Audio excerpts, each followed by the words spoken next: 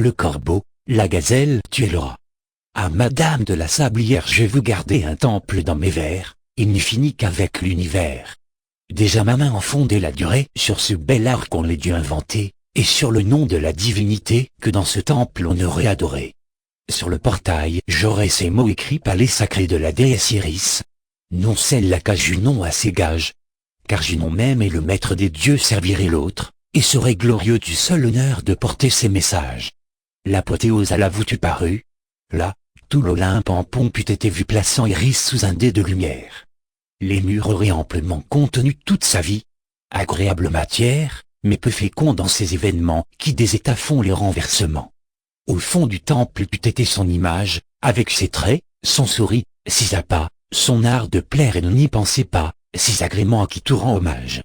J'aurais fait voir à ses pieds des mortels et des héros, des demi-dieux encore, même des dieux, ce que le monde adore vient quelquefois parfumer ses autels. J'eusse en ses yeux fait briller de son âme tous les trésors, quoique imparfaitement, car ce cœur vif et tendre infiniment, pour ses amis, et non point autrement, car cet esprit, qui, né du firmament, a beauté d'homme avec grâce de femme, ne se peut pas, comme on veut exprimer. Ô vous, Iris, qui savez tout charmer, qui savez plaire en un degré suprême, vous que l'on aime à l'égal de soi-même, ceci soit dit sans nul soupçon d'amour. Car c'est un mot banni de votre cour, laissons-le donc, agrée que m'amuse ce que chez vous nous voyons estimer achève un jour cette ébauche confuse. J'en déplace à l'idée et le projet, pour plus de grâce, au-devant d'un sujet où l'amitié donne de telles marques, et d'un tel prix, que leur simple récit peut quelque temps amuser votre esprit. Non que ceci se passe entre monarques, n'est pas un roi qui ne sait point aimer, c'est un mortel qui sait mettre sa vie pour son ami.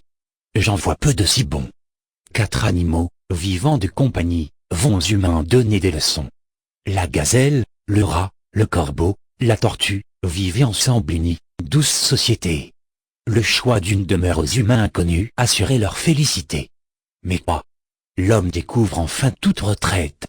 Soyez au milieu des déserts, au fond des eaux, en haut des airs, vous n'éviterez point ces embûches secrètes. La gazelle salée et battre innocemment, quand un chien, maudit instrument du plaisir barbare des hommes, vint sur l'herbe éventer les traces de ses pas. Elle fuit. Et le rat, à l'heure du repas dit aux amis restants, d'où vient que nous ne sommes aujourd'hui que 3 conviés? La gazelle déjà nous a-t-elle oubliés? À ces paroles, la tortue s'écrie, et dit, ah! Si j'étais comme un corbeau d'elle pourvu, tout de ce pas je m'en irais apprendre au moins quelle contrée, quel accident tient à arrêter notre compagne au pied léger, car, à l'égard du cœur, il en faut mieux juger. Le corbeau part à tire d'aile, il aperçoit de loin l'imprudente gazelle prise au piège, et se tourmentant. Il retourne avertir les autres à l'instant, car, de lui demander quand, pourquoi, ni comment ce malheur est tombé sur elle, et perdre en vain discours cet utile moment, comme eût fait un maître d'école, il avait trop de jugement. Le corbeau donc y vole et revole. Sur son rapport les 3 amis tiennent conseil. De son d'avis de se transporter sans remise au lieu où la gazelle est prise. L'autre, dit le corbeau, gardera le logis, avec son marché lent, quand arriverait-elle? Après la mort de la gazelle. Ces mots à peine dits, ils s'en vont secourir leur chère et fidèle compagne, pauvre chevrette de montagne.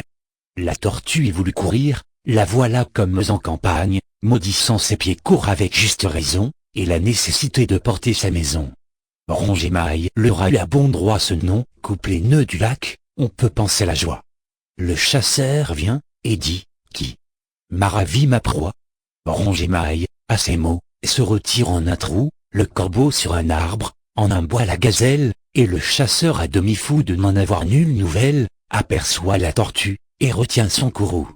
D'où vient, dit-il, que je m'effraie? Je veux qu'à mon souper celle-ci me défraie. Il l'a mis dans son sac. Elle eût payé pour tous, si le corbeau n'en eût averti la chevrette. Celle-ci, quittant sa retraite, contrefait la boiteuse, et vient se présenter. L'homme de suivre, et de jeter tout ce qui lui pesait, si bien que Ronge-émail autour des nœuds du sac tend au père et travaille qu'il délivre encore l'autre sœur, sur qui s'était fondé le souper du chasseur. Pilpé compte qu'ainsi la chose s'est passée. Pour peu que je voulusse invoquer Apollon, j'en ferais, pour vous plaire, un ouvrage aussi long que l'Iliade ou l'Odyssée. Ronge-émail ferait le principal héros, Quoique à vrai dire ici chacun soit nécessaire. Porte-maison l'infant y tient de tels propos, que monsieur du Corbeau va faire office d'espion, et puis de messager. La gazelle a d'ailleurs l'adresse d'engager le chasseur à donner du temps à ronger maille.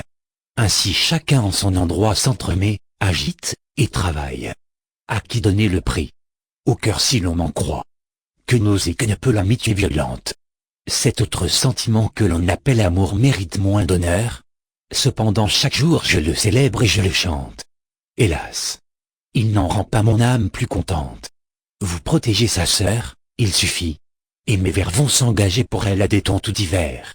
Mon maître était l'amour, j'en vais servir un autre, et porter par tout l'univers sa gloire aussi bien que la vôtre.